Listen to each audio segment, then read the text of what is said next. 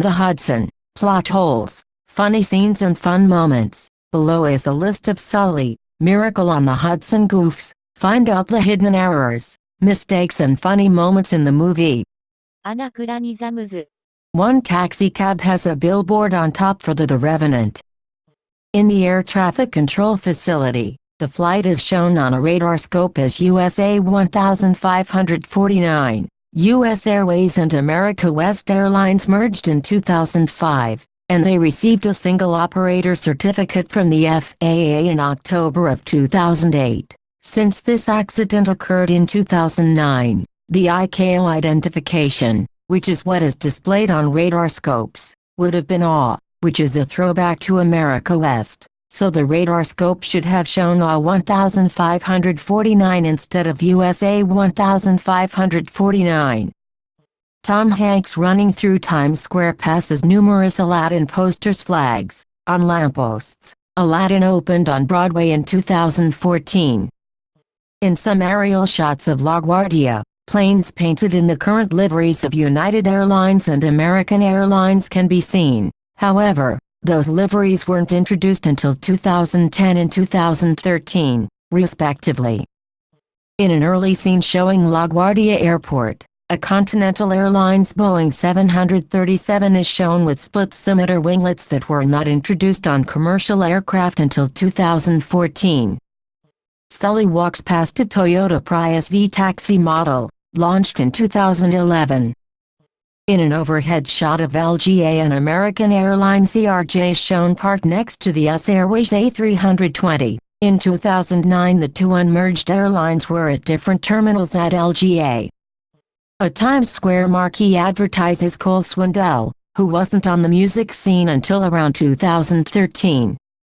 On the A320's ECMA gauge for EPR was shown. However, at the time US Airways A320s were solely CFM engines, which rely on N1 primarily, not EPR. One of the taxis is a Ford C-Max cab, introduced in 2012. When Sully is jogging at night in Times Square he stops at West 44th Street and by the Schubert Theater with Matilda playing. Matilda didn't open until 2013.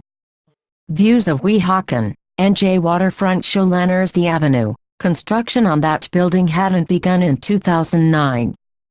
The USS Intrepid Air Sea and Space Museum is depicted as having a large pavilion on the aft portion of its flight deck. This pavilion was built to house the Space Shuttle Enterprise between 2012 and 2013. An aerial shot of LGA shows a tower which didn't start operating until late 2010. Several cars have New York Empire Gold license plates, introduced in 2010. When Sully is walking through downtown Nick, one of the cabs is a 2015 Toyota.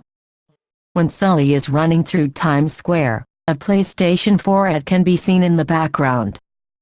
When Sully leaves the airport newsstand after buying a sandwich before his fateful January 15, 2009 flight, magazine issues published in February 2015 and October 2015 are visible on the racks. The most prominent issue visible during the whole scene is New York Magazine's 2009 Best of New York issue, but that was a double issue dated about 6 weeks later, March 2 to 9, 2009. Audio-visual unsynchronized. On each of the successful simulator landings in LGA and TED the Airbus would have had an oral alert saying the French word retard, stop, stop. This is a cue for the pilots to retard or close the thrust levers while flaring for the landing. In the final simulation, the Airbus is clearly in a stall before impact. However, there is no stall horn. In the A320, this is accompanied by a male voice calling stall, stall. Continuity. In the flashback to Sully's Air Force emergency landing there are several inconsistencies related to headings and runway alignment. He is instructed to land on runway 21 but actually touches down on runway 22. Either 21 or 22 would exist but not both. At one point he states to be on a heading of 020 inches after clearly having the runway in sight. This is not feasible as the numbers 22 for a runway indicate its magnetic heading. Thus the final approach heading would be 220. A heading of 020 would have him traveling away from the airport. When the rescue ferry team heads out into the Hudson, Barry Leonard is given a hat to warm up. The hat disappears for a scene and appears back immediately afterwards. In the sit-down interview with Katie Couric, a ring magically appears on her left hand. In the aircraft pushback scene, the aircraft is powered by IAEV 2500 engines, and in most other shots, particularly the ones involving the bird strike and glide before ditching, the aircraft is shown having CFM56 engines. During the hearing when the simulation was run, right before touchdown, you could see the departure end markings, single white line on either side, then double white line, indicating the aircraft was almost out of runway. But when the camera cut back to a forward-looking shot, they had plenty of runway ahead of them. When the plane is shown at the gate at LaGuardia before pushback, the gate numbers shown in the aerial shot, the view through the cockpit window and mentioned by ATC are all different.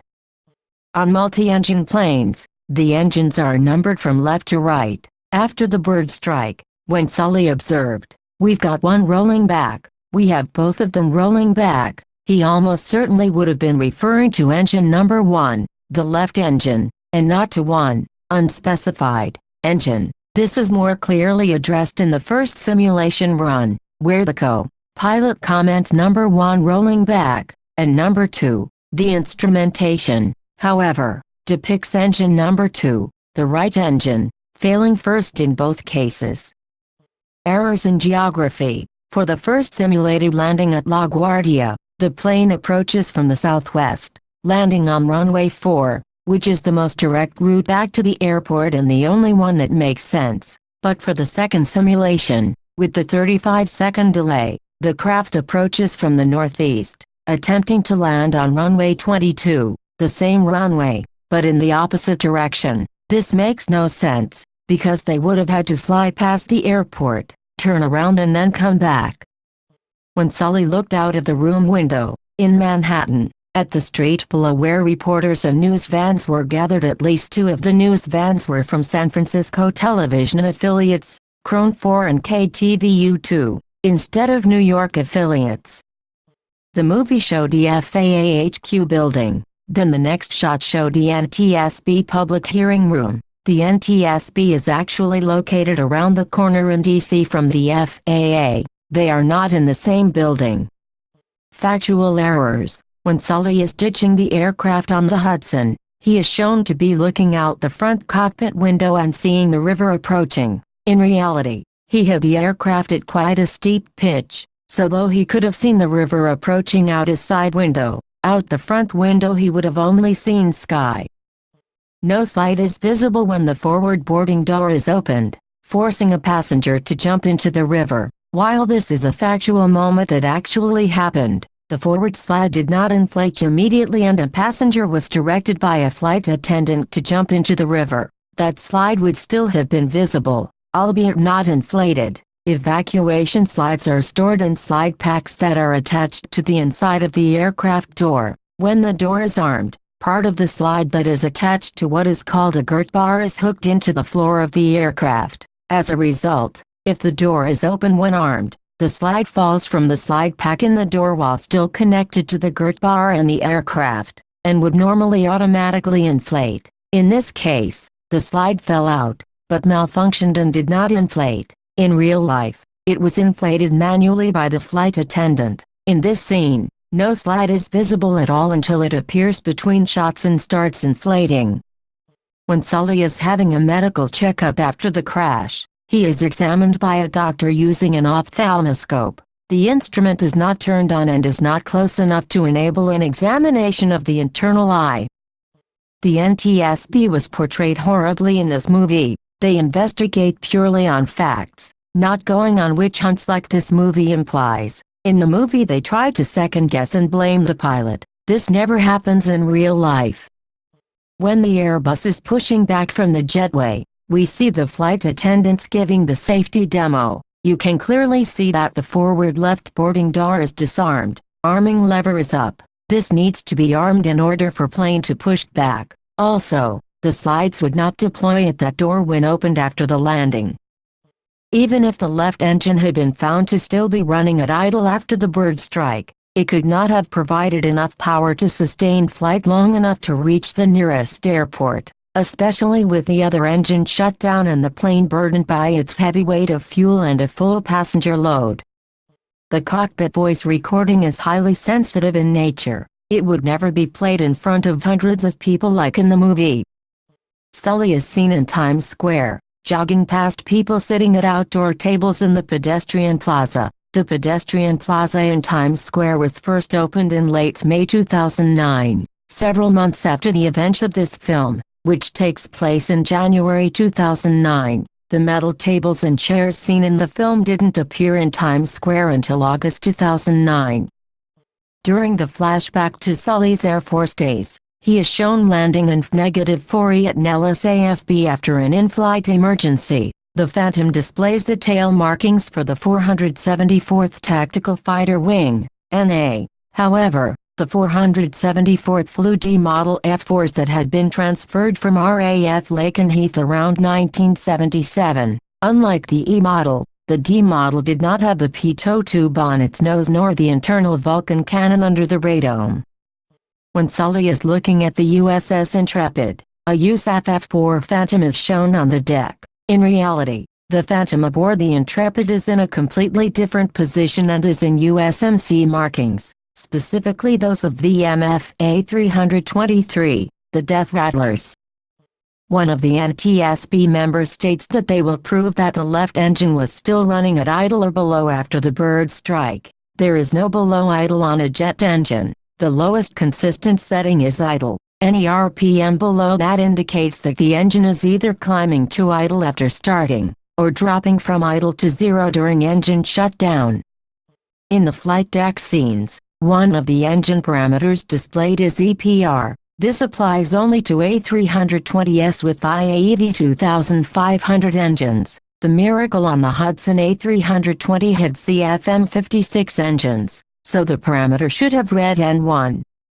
When Sully is running through Times Square, he passes a U.S. military recruiting station. The station's TV display says America's Navy, when that slogan was not introduced until later in the same year.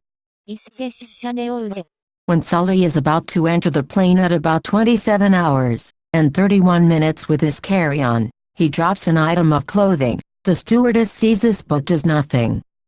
Revealing mistakes. When Sully is jogging through Times Square, an advertisement is shown for Party City's Halloween display, unsuited for January.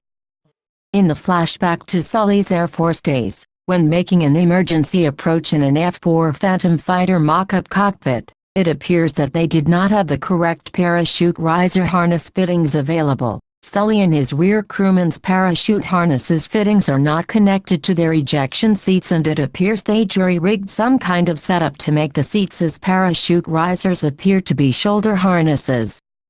The Sully, Miracle on the Hudson goofs.